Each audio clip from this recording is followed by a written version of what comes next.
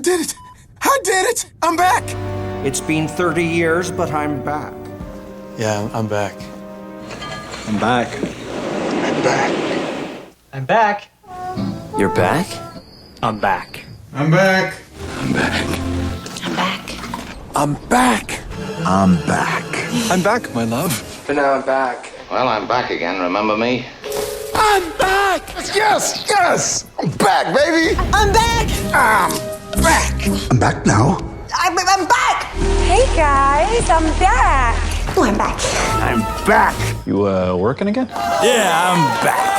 I'm back, bitches! I'm back, baby! I'm back. And I'm back. I'm back. But I'm back. I'm back. It's me. I'm back. You wanted me back.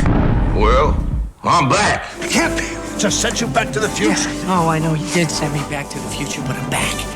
I'm back from the future. It's official, boys. I'm back. I'm back. I'm back.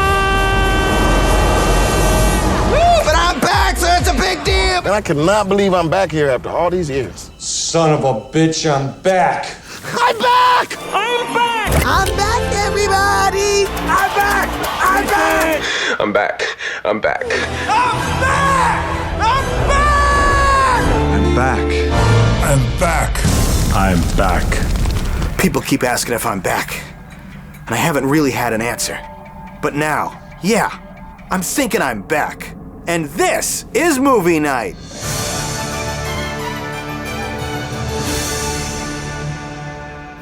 Hello and welcome back to Movie Night after a very long and, quite frankly, very enjoyable hiatus.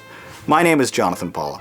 Since I last saw you during my review of The Rise of Skywalker, I have watched 2,354 more movies, which is something like 43% of every film I've seen in my entire lifetime. And boy, do I have thoughts about some of them. So I would certainly encourage you to check out my Letterboxd profile for a deep dive into all of the things that you missed while I was away. But tonight we'll be reviewing a group of pictures I had the pleasure of seeing at advanced screenings and my local theater's Mystery Movie Monday program over the last month or so.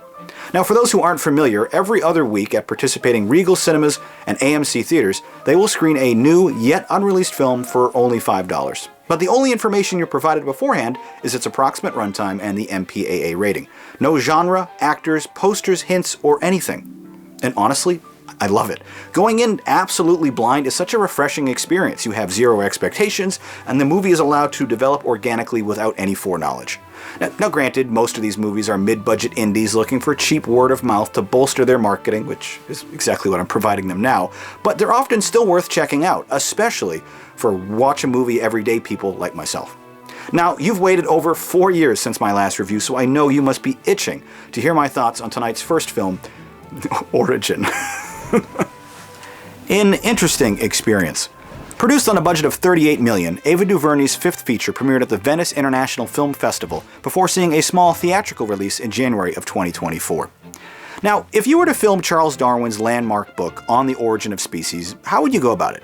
I think you'd probably write a screenplay about Darwin's personal life and show him visiting the Galapagos Islands, seeing the turtles for research, right? How else do you show a work of anthropological nonfiction on screen? Writer and director DuVernay was faced with a similar challenge here, and the results are mixed. Based on the book Caste, The Origin of Our Discontents by Isabella Wilkerson, this biographical drama is unlike anything I've ever seen before. Structurally speaking, the movie is part drama, part college dissertation, part documentary, and part dramatization. In a misguided attempt to juggle all four of these styles, the movie fails at establishing a cohesive identity in any of them. The lengthy 135-minute film begins with a bit of a fake-out non sequitur, as we're witness to a reenactment of Trayvon Martin's unjust murder.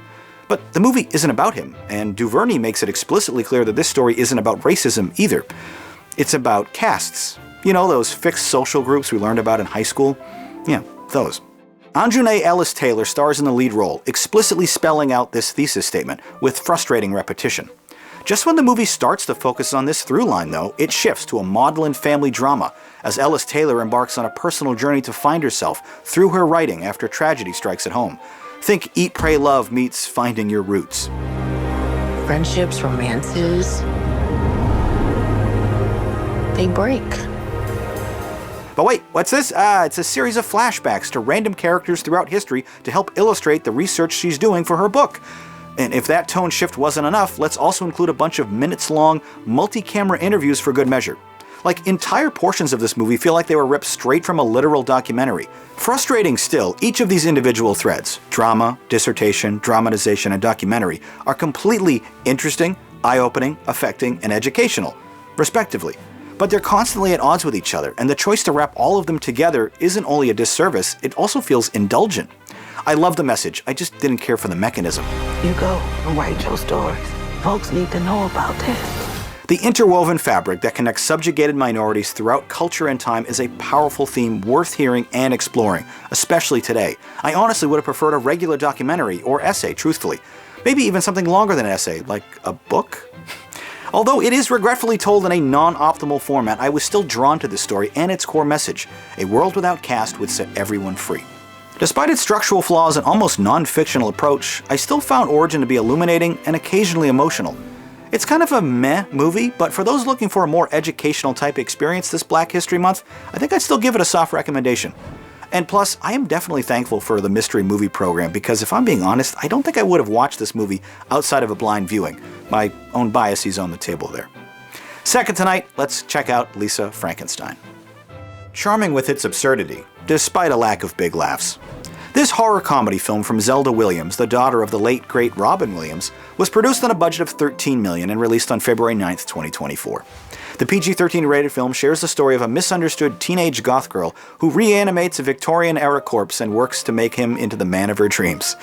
Given her legendary comedic pedigree, I definitely expected Zelda's directorial debut to be, well, funnier. Now, don't get me wrong, there's a ton of enjoyable and humorous moments here, but few elicited more than a light chuckle from my packed mystery movie crowd. In the lead role as a resourceful social outcast is Kathryn Newton, who's quickly making a name for herself after solid outings in Freaky, The Map of Tiny Perfect Things, and the otherwise terrible Ant-Man and the Wasp: Quantumania. Here, she's equal parts cute and awkward, mixing quirky energy with cold ambition, and the result is a wonderful, three-dimensional character I had no problem rooting for, even as her decisions became less and less defensible. I hope we see a lot more of Newton in the years ahead. She is a delight to watch. Playing her stepsister is Lisa Soberano, who is equally interesting as the superficial cheerleader with surprising compassion and empathy. Does he have more of a basketball bod or a football bod? He doesn't play sports. He's cerebral. He's in a wheelchair. She also drops the movie's funniest line when she defends her own anxiety by reminding her sister, "You don't have to worry about anything because your mom has already been murdered." As the reanimated corpse that falls for Newton, Cole Sprouse does a decent job mugging for the camera under layers of undead makeup. Truthfully though, the former star of The Sweet Life of Zack and Cody felt wasted in the mostly mute role, as he starts to get interesting only during the final act. Carla Gugino is also particularly wonderful as a vindictive stepmom obsessed with her social status and looks. Behind the camera for her first film, Williams certainly has a cinematic eye, filming each frame in the 101-minute picture with bright colors, smart blocking, and sharp compositions. There's some creative choices made with cross-cutting too, as several key moments are shown in parallel to other scenes with great effectiveness. I could get the clink for life or the electric chair, but I don't want to die a virgin. This movie shares obvious similarities to Warm Bodies, but without any of the huge laughs or pointed satire. My review for that film right there, by the way. And although it didn't quite meet my optimistic expectations, Lisa Frankenstein is still a sweet and well-intentioned experience that mixes romance with silly horror. I thought it was a good film and a fine pick for your next date night. Now let's take a look at an upcoming release that actually surprised me, Land of Bad. Behind Enemy Lines meets Lone Survivor. Again, my review if you want to watch it. Slated for a February 2024 release, this is a brutally violent survivor thriller that pits the ruggedly handsome and capable Liam Hemsworth against a horde of insurgents deep in the jungles and caves of the Philippines.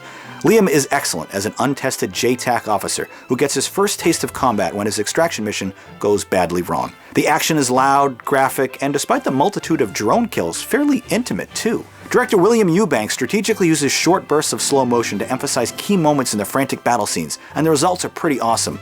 It's like if Zack Snyder actually had restraint. Land of Bad earns its hard R rating and then some. Meanwhile, Academy Award winner Russell Crowe is amusing and believable as the guy in the chair, helping the youngest Hemsworth brother navigate the hostile terrain via a drone he's piloting overhead. Reaper 10, this is Playboy 06. Roger, Playboy, I am your eyes in the sky and the bringer of doom. Subtle. This parallel plot delivers a lot of realistic levity to the otherwise serious script. I personally found myself particularly invested in Crow's passionate dedication to this young soldier he's never met, which is good because outside of their comms-only relationship, we learn exceedingly little about their backstories. Only that one likes Fruit Loops, the other is on his 4th marriage, and they're both from Ohio. As for the action, there's some nail-biting set pieces loaded with huge, fiery explosions and blistering firefights, which should please all audiences looking for an audio-visual rush. We got a situation. RPG 12 o'clock, incoming! Weapons away. But outside of a surprisingly wholesome moment in the film's final scene, this is not a particularly deep or affecting film. It may feel derivative of better pictures, but its solid performances, loud action, and a brisk 110-minute runtime kept me thoroughly engaged throughout. A solid, by-the-numbers tactical adventure dads everywhere are sure to love, I thought Land of Bad was a rather cool film, and one of the better mystery movie selections. Last up, Ordinary Angels. A surprisingly moving story. Directed by John Gunn, this family drama was released in February of 2024. The 116-minute film shares the incredible true story of a hairdresser who single-handedly rallies an entire community to help a widowed father save the life of his critically ill young daughter. It's also a movie about addiction, charity, faith, selfishness, and selflessness. Or more pejoratively, it's one of those Hallmark movies.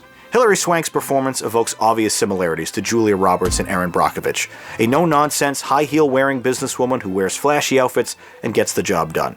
And to her credit, the 2-time Academy Award winner is delightful in the role of a small-town hairdresser who trades an addiction for alcohol to an addiction to charity. You're asking us to reduce the family's medical bills due to hardship. No, I'm asking you to erase them.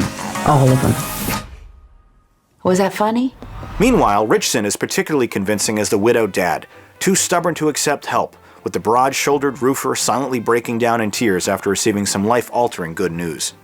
The young girls, portrayed by Skywalker Hughes, awesome name by the way, and Emily Mitchell, enjoy some fun moments of levity before things get serious in the 3rd act, but their role in the story is more of a plot device than fully fleshed out characters. Contrary to what the marketing and promos may have you believe, Ordinary Angels isn't so much a faith-based movie as it is a faith-adjacent movie. Sure, the characters attend church, and faith, God, and heaven are all referenced, but this is really a story about working-class people in Kentucky, so that's pretty unavoidable. It's more about community and perseverance than anything, and with its PG rating, it should be accessible to almost all audiences. I also want to stress how funny this movie is. With such serious subject matter, getting audiences to smile is always a bit easier, but I legitimately laughed out loud more here than I did for Lisa Frankenstein. There's some moments towards the end that definitely felt artificial in their attempts to wring out even more drama and more conflict out of an already powerful story, but these issues are relatively minor. So while the movie may have been a bit maudlin and saccharine at times, it still got to me. Granted, I have 2 girls nearly the exact same age as those in the film, so my own imagination is doing a lot of emotional projection onto the script. But yeah, I cried. And I suspect most fellow parents would be hard-pressed not to do the same. Daddy! My belly hurts. Oh, you want to go on an adventure? If Land of Bad was your quintessential dad film, this is definitely one for the moms. Ordinary Angels is a feel-good experience that reaffirms your faith in humanity. I thought it was a cool film, and worth your time if you need a pick-me-up. Now that we've shaken the rust off this old show, I certainly hope to return with more reviews and new episodes with a bit more frequency than twice a decade. But I definitely can't promise anything, so that's all the more reason to subscribe and hit the bell icon so you're notified whenever I do upload a new video. Once again, my name is Jonathan Paula. Thank you so very much for your patience while I was away. Thank you for watching, and as always, have a good movie night.